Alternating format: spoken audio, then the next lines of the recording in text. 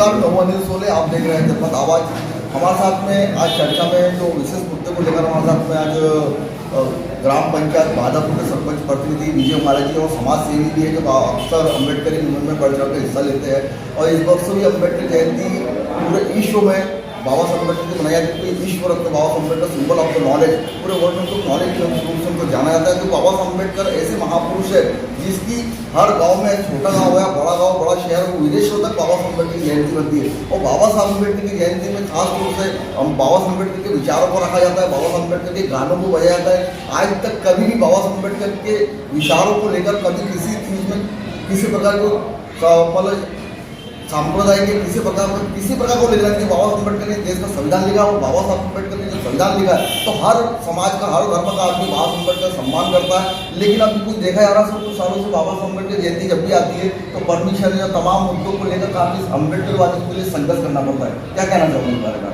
मैं सबसे पहले तो जनमत आवाज़ के बहुत बहुत धन्यवाद देता हूँ, जो मैं छोटा कार्यकर्ता या समाज सेवी हूँ जिसकी इंटरव्यू के लिए आए हैं। और जो बाबा साहब के जयंती का जो है, जो क्या हुआ है कि जब से जयंती का स्वरूप बदला है तब से प्रशासन ने अपना स्वरूप बदलना चालू कर दिया। पहले रामनवमी के दिन डीजे नहीं बजता था, राम के नाम से कोई भजन होते थे। लेकिन अभी क्या हो गया कि डीजे के ऊपर आपत्तिजनक गाने बजने के कारण सांप्रदायिक माहौल खराब होता है।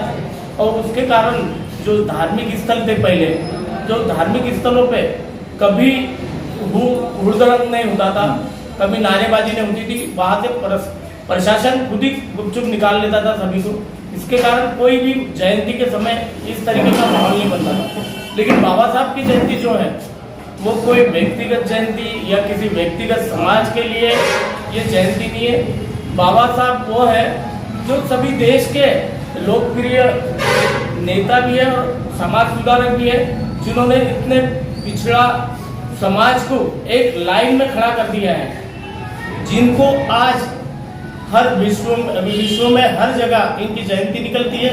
इनको इतना सम्मान से देखा जाता है कि ये नहीं होते तो इनका क्या होता। आज देश जो है उन्हीं के संविधान से चल रहा है। आज देश का जो माहौल है केवल उन्हीं के कारण है। जो देश में जो अधिकार है, समानता का अधिकार है, अपने बहुत से अधिकार है जो बाबा साहब ने दिए हैं। आज जो मैं यहाँ बैठा हूँ वो भी बाबा साहब का दिया हुआ है आरक्षण है। जो आरक्षण नहीं होता तो मैं इस चेयर पे मेरी मिसेज यहाँ की सरपंच नहीं बन पाती।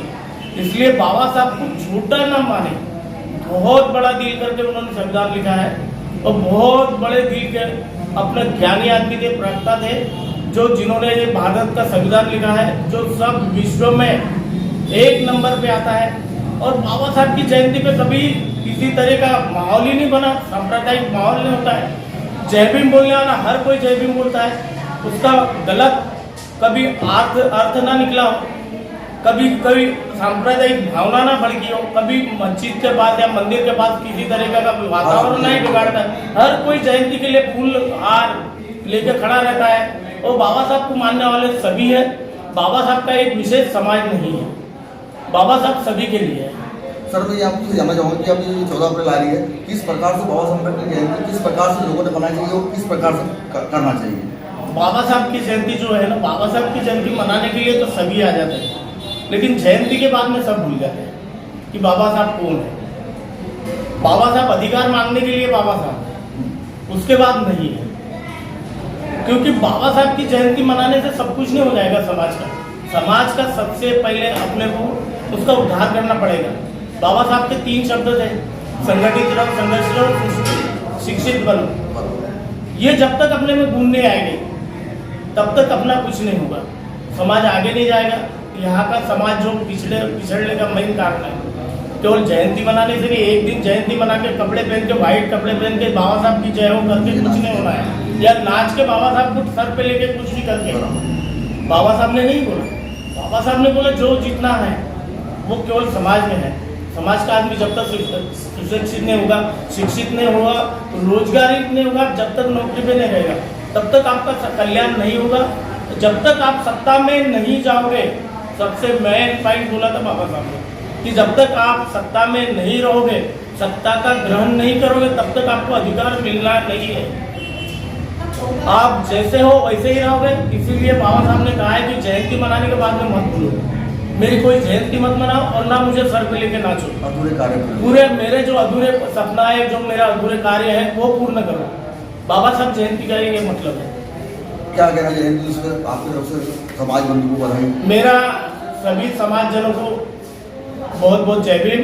और मेरा सबसे निवेदन है कि कभी भी कोई विवादित या कोई विवादित नारा या विवादित झंडा या विवादित गाना ना बजाए। सभी समाजजनों से मेरा जय भीम। और ऐसी कोई घटना ना हो जिससे अपना समाज कलंकित हो, जिससे अपने को नीचा देखना पड़े। इसलिए शांतिपूर्वक जिले में भीम जयंती मनाया जाए और डॉक्टर बाबा साहब की 123वीं 26वीं जयंती मनाई जाए। सबको यही कह के बहुत बहुत शुभकामनाएं, बहुत बहुत धन्यवाद। ये था हमारे साथ में ये माले जी सरपंच प्रतिनिधि और समाज सेवी है और काफ़ी समाज में इनका सक्रिय योगदान रहता है।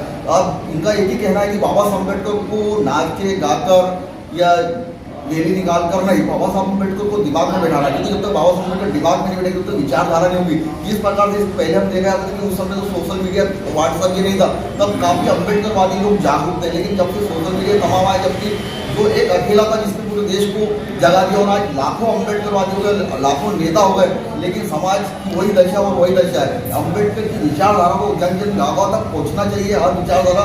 और उस दिन अम्बेडकर जयंती पर विशेष तौर से एक प्रोग्राम ये होना चाहिए, गाँव के अंदर एक सभा होना चाहिए और लोगों को बाबा साहब अम्बेडकर ने क्या संघर्ष किया, बाबा साहब अम्बेडकर किस